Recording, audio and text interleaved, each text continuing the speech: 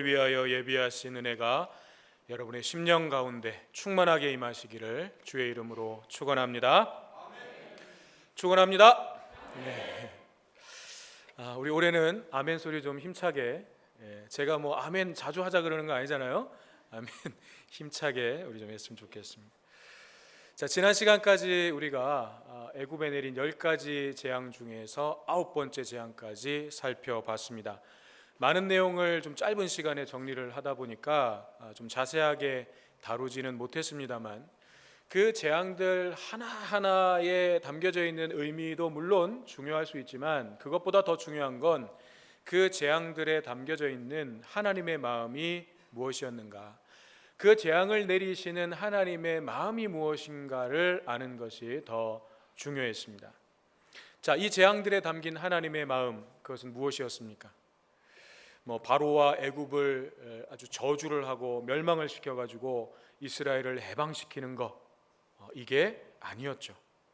그것이 아니라 이스라엘 백성들도 그렇고 바로와 애굽 백성들도 그렇고 하나님께서 원하셨던 것은 이 재앙을 통해서 우상 숭배가 얼마나 어리석은 것인가를 깨닫기를 원하시는 거였어요. 너희들이 그렇게 소중하게 여기고 손에 붙잡고 있는 그 우상들, 너희들을 지켜줄 것이라고, 너희들을 잘 살게 해줄 것이라고 그렇게 믿고 있는 그 우상들 한번 봐라. 그들이 너희들을 위해서 무엇을 해줄 수 있냐? 제발 그 헛됨과 거짓됨을 깨달아라. 이것을 보여주시려는 것이었고, 또 그래서 여호와 하나님만이 살아 역사하시는 분이라는 것을 좀 깨닫고 하나님께로 돌이키게 하시려는 것, 하나님께로 좀 돌아오게 하시려는 것, 이것이 이 재앙에 담겨 있는 하나님 아버지의 마음이었어요. 그래서 하나님께서는 이 이스라엘 백성들을 단번에 이런 10가지 재앙 이런 거 필요 없이 단번에 출애굽시키실 수도 있는 분이셨지만, 굳이 10가지 재앙을 하나, 둘, 셋, 넷, 10번을 다 채우시면서 기회를 주신 거예요. 하나님께로 돌이킬 수 있는 기회를 참으시면서 기회를 주셨다는 거죠. 자, 이제 오늘은 우리가 마지막 10번째 재앙에 대해서 살펴보려고 합니다. 자, 먼저 10번째 재앙의 그 재앙 자체의 내용이 뭐냐면 모든 장자의 죽음이에요. 모든 처음 태어난 생명들의 죽음, 이것이 10번째 재앙의 내용이었습니다. 여기에는 사람의 장자뿐만 아니라 가축, 짐승들의 처음 난 새끼까지 다 포함되는 것이고, 또 여기에는 당시에 살아있는 신으로 숭배받았던 바로의 장자, 모든 세상의 권세를 다 가지고 있었던 그 바로의 장자도 예외가 아닌 거예요. 그런데 주목할 건 뭐냐면 이 10번째 재앙에서 이스라엘이 다시 이 재앙의 대상에 포함됐다는 거예요. 이스라엘이 그동안 3번째 재앙에서 9번째 재앙까지 하나님께서 재앙을 어떻게 내리셨어요? 애굽과 이스라엘을 구별하셔서 애굽에만 내리셨어요. 그래서 이스라엘 백성들이 거주하던 고센 땅에는 재앙이 안 내렸습니다. 그런데 이 마지막 10번째 재앙에 와서는 이스라엘도 다시 재앙의 대상에 포함되었어요. 자, 여기에 중요한 의미가 담겨져 있는데 그것은 조금 이따가 다시 설명을 드리겠습니다.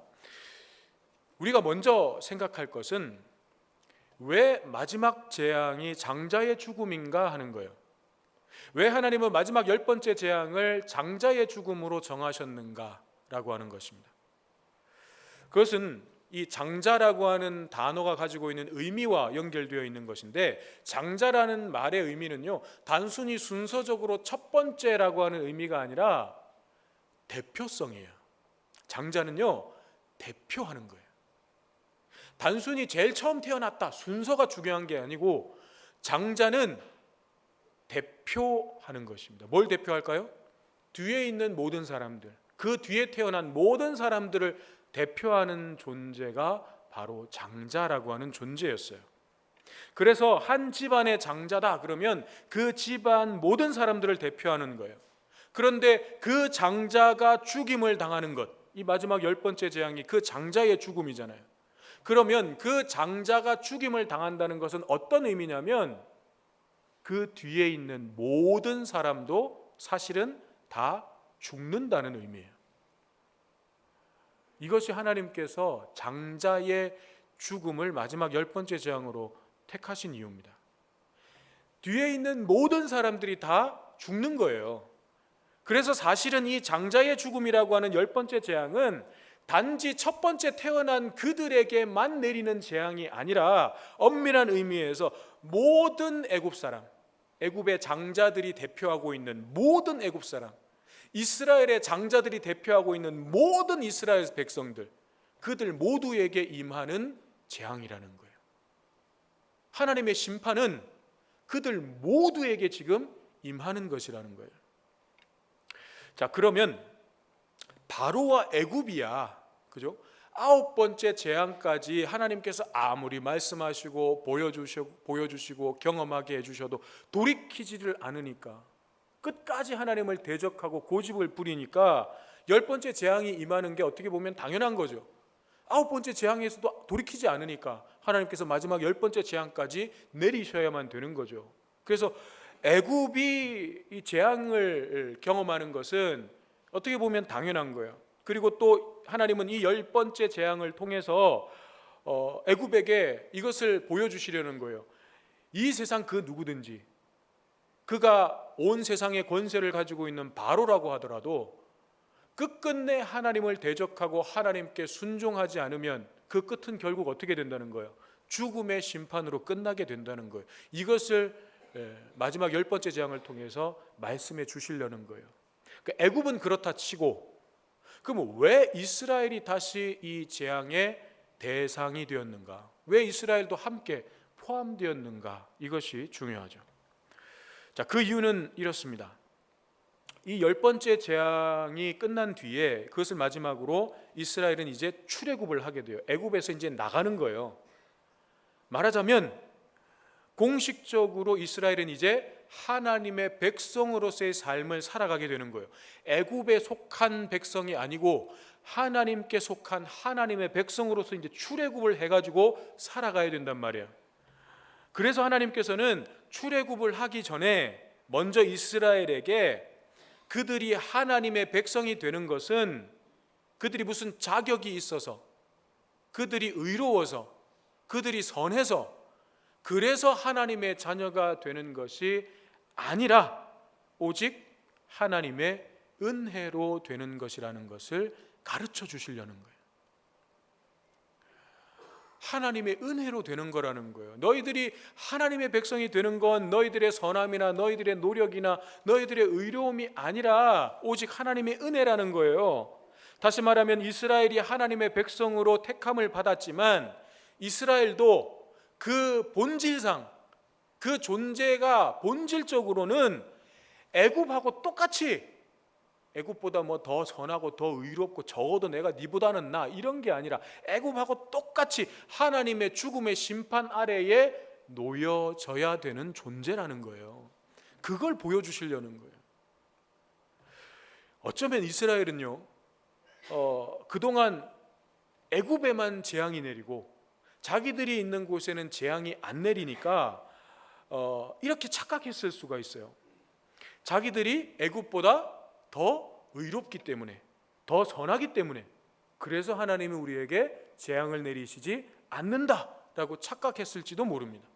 그리고 우리가 하나님의 백성으로서 이런 은혜를 누리는 게 마치 내가 자격이 있어서, 나는 충분히 이것을 누릴 만한 자격이 있어서 그래서 내가 지금 이런 은혜를 누리고 있다라고 착각했을지도 몰라요. 그래서 하나님께서는 이스라엘을 애굽과 함께 이 마지막 10번째 재앙에서 재앙의 대상에 포함시키심으로써 그런 이스라엘이 가지고 있을 수 있는 착각을 깨트리시는 거예요. 착각하지 말라는 거예요. 너희들이 하나님의 은혜를 입고 있는 것, 하나님의 백성이 된 것, 너희들이 애굽보다 선하고 의로워서, 애굽보다 하나님을 더 잘 믿어서 아니라는 거예요. 착각하지 말라는 거예요. 너희들도 존재의 본질에 있어서는 애굽하고 똑같이 하나님의 심판 앞에, 그 죽음의 심판 앞에 놓여져야 되는 존재라는 거예요. 그런데 그런 너희들을 하나님이 은혜로, 오직 하나님의 은혜로 너희들을 하나님의 백성으로 삼으셨다는 거예요. 그걸 잊지 말라는 거예요. 그것을 가르쳐 주시기 위해서 이스라엘을 이 마지막 재앙의 대상에 포함시키신 것입니다. 자, 그러면 이 10번째 재앙에 담겨져 있는 의미들을 좀 더 자세히 좀 살펴보겠습니다. 어떤 의미들이 좀 담겨져 있는가? 첫 번째는요, 이 10번째 재앙이 죽음이 임하는 심판이잖아요. 죽음의 재앙이잖아요. 그래서 앞에 있었던 어떤 재앙들보다 사실은 가장 강하고 무섭고 두려운 재앙이 지금 임하는 거예요. 그렇지만 죽음의 재앙이 임하는 것이기는 하지만 이 재앙의 목적은 죽음과 심판이 아니라 오히려 그 속에서, 죽음과 재앙의 심판이 임하는 그 속에서 어떻게 하면 그것을 피할 수 있는지, 어떻게 하면 그 죽음에서 생명을 얻을 수 있는지 그 길과 방법을 가르쳐 주시는 것이 이 10번째 재앙의 목적이에요. 죽이고 심판하시는 게 이 목적이 아니라는 얘기예요. 무슨 말인가? 만약 여러분 이 마지막 10번째 재앙을 통해서 하나님이 정말로 이제 죽이시는 것, 심판하시는 게 이 재앙의 목적이었다면요, 미리 이 재앙을 예고하시면서 피할 길을 알려주실 이유가 없어요. 그냥 예고하지 않고 바로 심판을 내리시고 죽이시면 되는 거죠. 그런데 모세를 통해서 미리 알려주셔요. 10번째 재앙이 어떤 것인지, 그리고 그 재앙이 임할 때 그 재앙을 어떻게 피할 수 있는지 그 길을 미리 알려주셨다고요. 죽이시는 게 목적이면 그럴 필요가 뭐가 있습니까? 자, 그 방법을 알려주신 내용이 이제 오늘 본문 12장 21절부터 23절에 나오는 내용인데, 어린 양을 잡아서 그 피를 문의 임방과 좌우 문 설주에 바르고 아침이 될 때까지 그 집 문 밖에 누구든 나가면 안 된다. 이게 하나님께서 가르쳐 주신 방법이에요. 그러면 그 피를 보고 하나님이 보내시는 죽음의 사자들이 그 집에 발려져 있는 어린 양의 피를 보고 넘어간다는 거예요. 지나간다는 거예요. 그것이 하나님께서 가르쳐 주신 방법이에요. 여러분, 임방이라고 하는 것은, 여러분 문을 달려고 하면 문을 붙일 그 틀이 필요하잖아요. 그래서 위에 가로로 놓여져 있는, 우리가 머리 쪽에 이렇게 위에 가로로 놓여지는 기둥, 그게 임방이고, 문을 이제 세울 양쪽 기둥, 그것이 좌우 문설주라고 하는 거죠. 거기에 어린 양의 피를 발라야 되는 거예요. 우슬초에 적셔서. 자, 그렇게 하면 그 어린 양의 피가 발라져 있으면 그것이 표가 되어서 죽음의 그림자가 그냥 넘어가도록 하시겠다는 거죠. 그러므로 이 재앙의 목적은 죽이시고 심판하시는 게 아니라 오히려 죽음의 심판을 면하는 길, 그 방법을 알려주시는 것이 이 재앙의 목적이에요.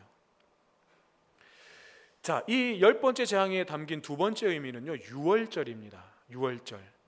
하나님께서 이 마지막 10번째 재앙, 죽음의 심판을 이제 면할 수 있는 길을 열어주신 데에서 유월절이라고 하는 절기가 시작된 거죠. 자, 그러면 유월절이라고 하는 말은 무슨 뜻인가? 한자로는 넘을 유, 넘을 월자를 씁니다. 그래서 유월, 넘어갔다는 뜻이에요. 영어로는 패스 오버, 그냥 지나갔다는 거예요. 그것이 유월절의 뜻입니다. 즉 10번째 죽음의 재앙과 유월절을 연결시키고 있는 것은 이 죽음의 재앙이 그냥 넘어갔다, 지나갔다라고 하는 거예요. 그래서 이 10번째 재앙에 유월절이라고 하는 의미가 담겨져 있습니다. 죽음의 심판, 죽음의 재앙을 면할 수 있는, 피할 수 있는 유일한 길이 유월절 안에 있다는 거예요. 다른 길은 없어요. 다른 방법은 없어요. 오직 유월절 안에 그 죽음의 재앙, 죽음의 심판을 피할 수 있는 길이 거기에 담겨져 있다는 것입니다.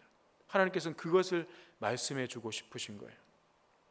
자, 그런데 이 유월절 속에서 하나님이 분명히 이제 이 유월절에 죽음의 재앙을 피할 수 있는 길을 담아두시고 알려주셨죠. 그런데 10번째 재앙이 임한 뒤에 나타난 결과는 애굽과 이스라엘이 정반대였어요. 애굽의 장자들은 다 죽임을 당했습니다. 근데 이스라엘은 죽음의 재앙이 넘어갔어요. 무슨 차이였겠습니까? 왜 그렇습니까?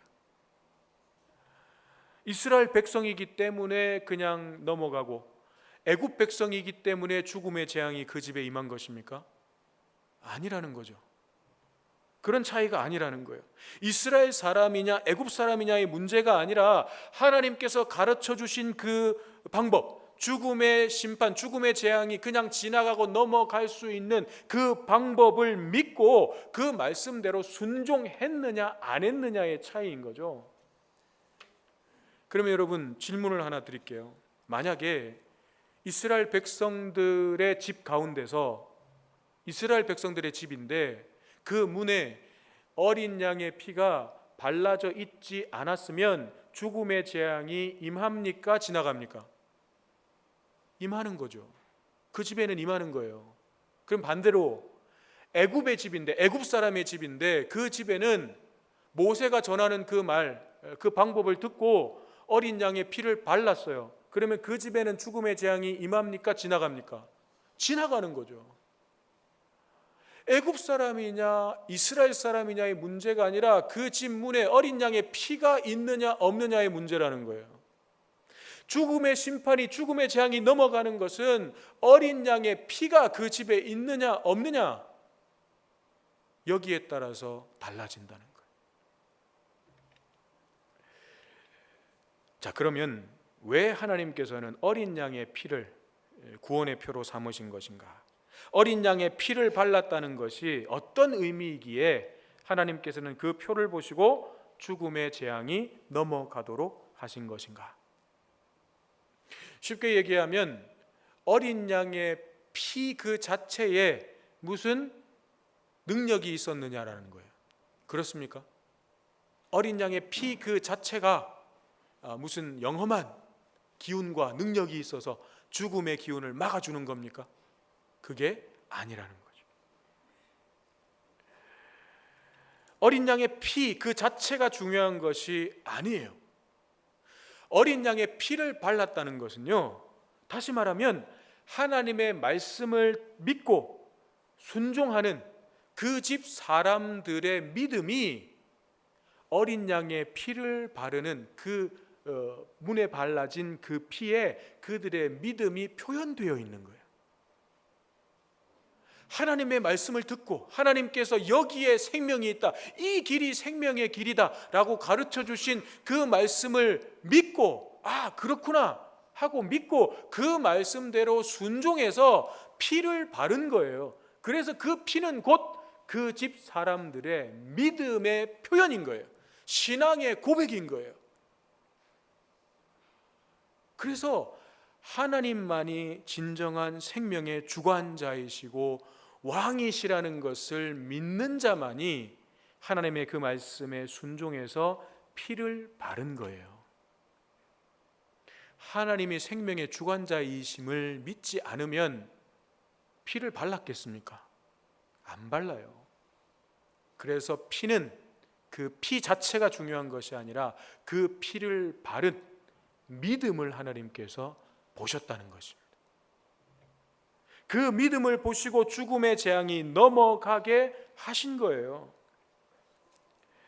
하나님의 말씀에 순종하는 믿음, 그것이 죽음의 재앙을 넘어가고 피하는 가장 본질적인 내용이었다는 것입니다. 자, 그렇다면 중요한 질문이 또 하나 더 있습니다. 이스라엘 백성들은, 그죠? 이스라엘 백성들은 실제로 장자가 안 죽었어요. 그렇죠? 그러면 정말 장자가 죽지 않은 건가? 질문이 좀 이상하지만 이스라엘 백성들의 집에 장자든 가축의 첫 새끼든 다 안 죽었는데 정말 안 죽었는가? 그 집에 죽음이라는 것이 아예 전혀 없었는가라고 하는 거예요. 아니죠. 그 집에도 죽음이 있었습니다. 어떤 죽음입니까? 어린 양의 죽음이죠.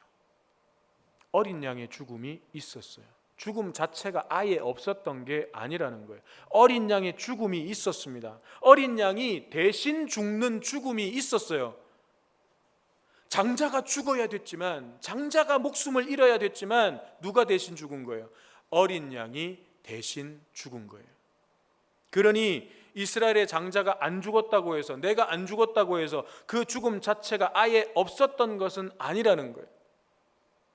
내가 처음부터 죽지 않아도 될 그런 자격을 갖춘 존재는 아니었다는 거예요. 그러므로 엄밀한 의미에서 보면 어린 양의 피가 발라져 있었던 그 집, 죽음의 재앙이 심판이 넘어간 그 집이라고 하더라도 그 집의 장자는 죽은 것과 같은 거예요. 어린 양의 그 죽음 안에서 그 집의 장자도, 그 집안 모든 사람들도 그 어린 양의 죽음 안에서 함께 죽은 것과 마찬가지라는 거예요. 이것을 대속적 죽음이라고 말합니다. 어린 양의 죽음 안에 이스라엘의 죽음도 포함되어 있다는 거예요. 애굽이든 이스라엘이든 다 죽었어야 하는 존재였습니다. 하나님의 심판을 받았어야 되는 존재였습니다. 그런데 이스라엘의 장자는 어린 양이 대신 죽었기 때문에 죽음의 재앙이 넘어간 거예요. 죽음의 심판이 그냥 지나간 거예요. 그래서 이 마지막 10번째 죽음의 재앙과 함께 하나님께서는 유월절 절기를 제정하셨고, 이 절기를 대대로 지키면서 하나님께서 이스라엘에게 베푸신 그 구원의 은혜를 기억하라고 말씀하시는 것입니다. 이 유월절이 이스라엘의 역사에서 얼마나 중요한지 하나님께서는 12장 2절에 보면 이렇게 말씀하십니다. 이 달을 너희에게 달의 시작, 곧 해의 첫 달이 되게 하고, 첫 번째 유월절이 있었던 그 달을 1년의 시작으로 하라는 거예요. 이스라엘의 1년의 시작으로 하라는 거예요. 1월로 하라는 얘기입니다.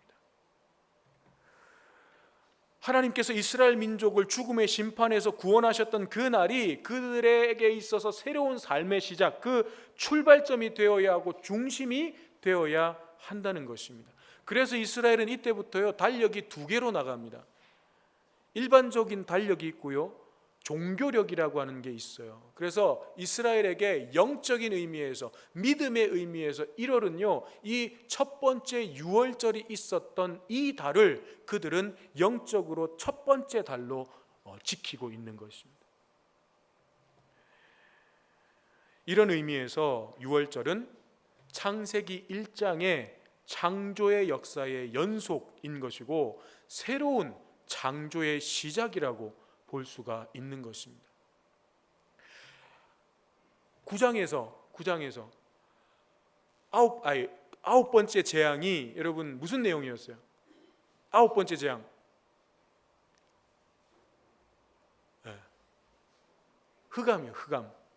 흑암이었죠. 그런데 그 흑암이 어디에 나온 단어였다 그랬습니까? 창세기 1장에 흑암이 가득했는데 거기에 하나님께서 빛이 있으라, 빛을 두시면서 창조의 역사가 시작된 거죠. 마찬가지로 9번째 재앙 흑암 이후에 하나님께서는 이스라엘이라고 하는 새로운 빛을 두시고 이 세상에 새 창조의 역사를 시작하신다는 거예요. 이것이 이 유월절을 첫 달이 되게 하라 라고 하는 의미입니다. 자, 그러면 유교절과 함께 무교절이라고 하는 절기가 또 나와요. 무교절은 뭐냐? 무교절은 유월절 다음 날부터 7일 동안 지키는 절기예요. 그러니까 유월절은 하루예요, 하루. 뭐 며칠 동안 계속되는 게 아니고 유월절은 하루. 그리고 그 유월절 다음 날부터 7일 동안이 무교절.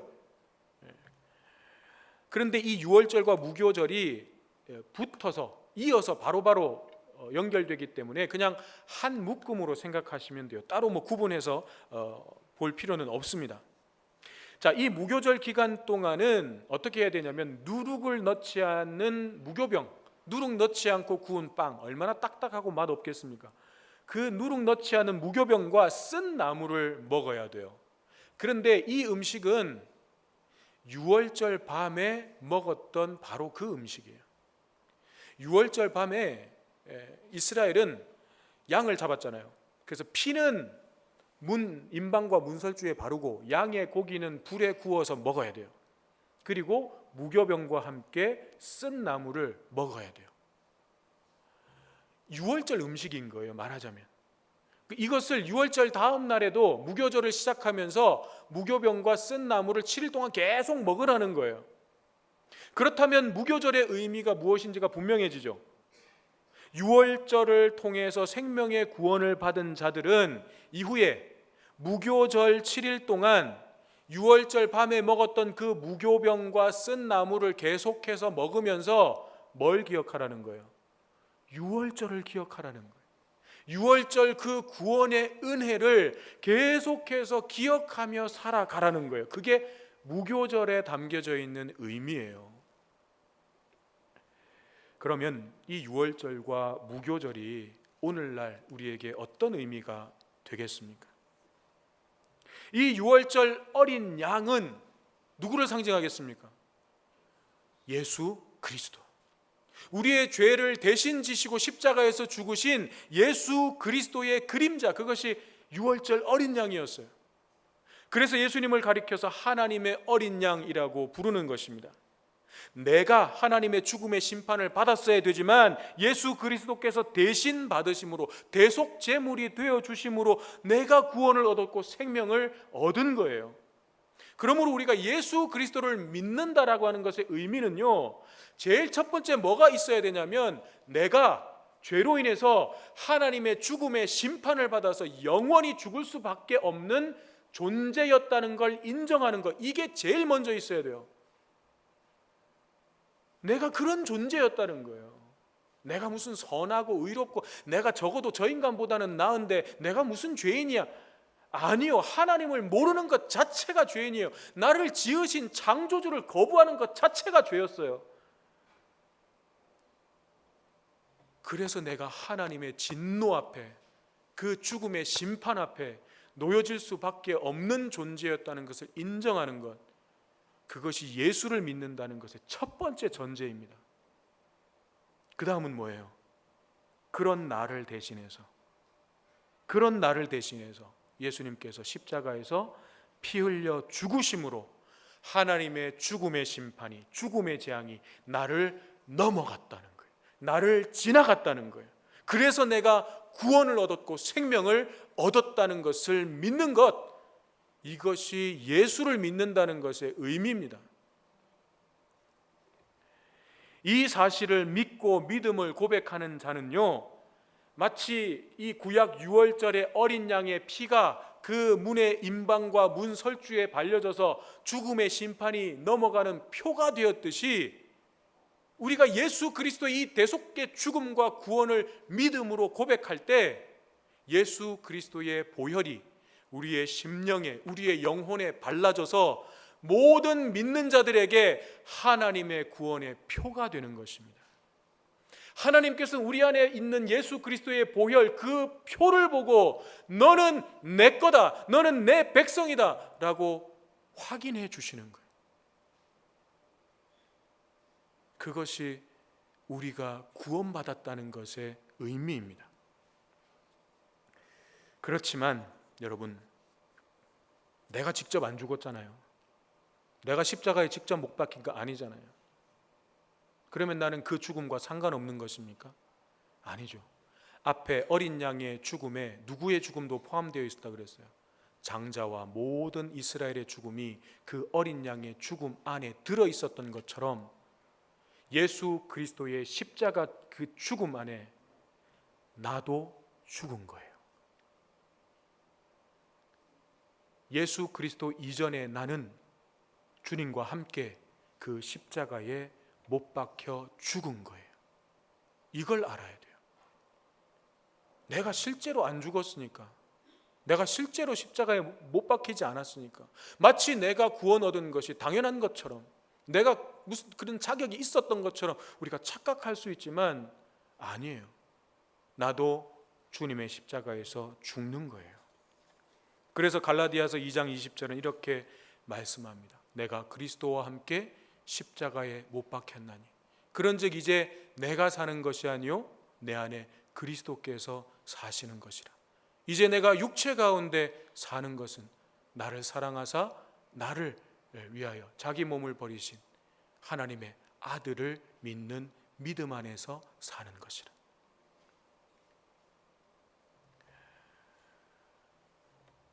이스라엘 민족에게 있어서 첫 번째 유월절이 그들에게 새로운 역사, 새로운 삶이 시작되는 출발점이 되었던 것처럼 오늘 우리의 삶 속에서도 예수 그리스도 안에서 거듭나고 변화되는 새로운 삶이 시작되어야 하는 거예요. 우리가 예수님의 십자가를 통해서 유월절을 경험했다면 우리는 그때로부터 새로운 삶이 시작되어야 돼요. 그때가 우리의 인생의 새로운 출발의 날이 되어야 돼요. 그리고 이것이 유월절과 함께 무교절이 연결되어 있는 이유이기도 합니다. 지금 우리가 지키고 있는, 오늘 우리가 지키고 있는 사순절, 이 사순절이 바로 이 유월절과 무교절의 현대적인 적용이라고 할 수 있습니다.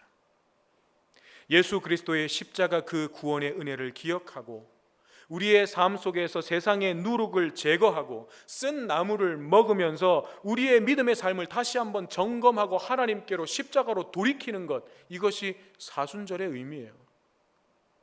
그것이 유월절이고 무교절의 의미인 거죠.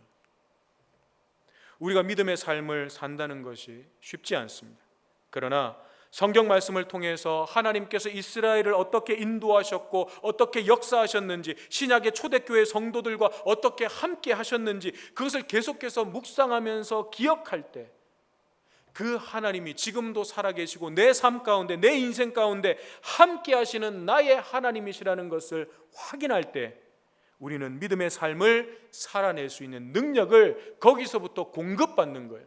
그런데 그게 없으면 우리는 믿음의 삶을 결단코 살아낼 수가 없습니다. 여러분의 삶에 유월절이 있습니까? 무교절이 있습니까? 이 사순절을 통해서 내가 하나님의 자녀가 되었던 나의 첫 번째 유월절, 그 유월절의 기쁨과 감격을 회복하게 되시기를 바랍니다.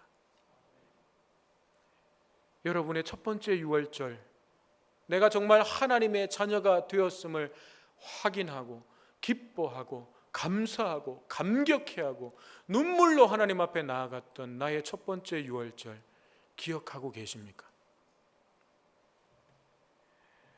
하나님을 향한 사랑과 뜨거운 마음으로 충만했던 그 첫사랑을 회복하게 되시기를 바랍니다. 또한 우리의 삶 속에 어느덧 들어와서 퍼져 있는 세상의 누룩, 이 세상의 누룩을 하나하나 제거해 나아가고 무교병과 쓴 나무를 먹는 무교절의 경건 훈련을 통해서 하나님의 구원받은 백성으로서의 삶을, 예수 그리스도의 십자가로 인하여 구원받은 그리스도인으로서의 삶을 회복하는 저와 여러분의 삶이 되시기를 주님의 이름으로 축원합니다. 주시는 말씀 우리의 마음에 새기면서 함께 찬양 드리기를 원합니다. 보혈을 지나 하나님 품으로, 보혈을 지나 아버지 품으로, 보혈을 지나 하나님 품으로 한 걸음씩 나아가네.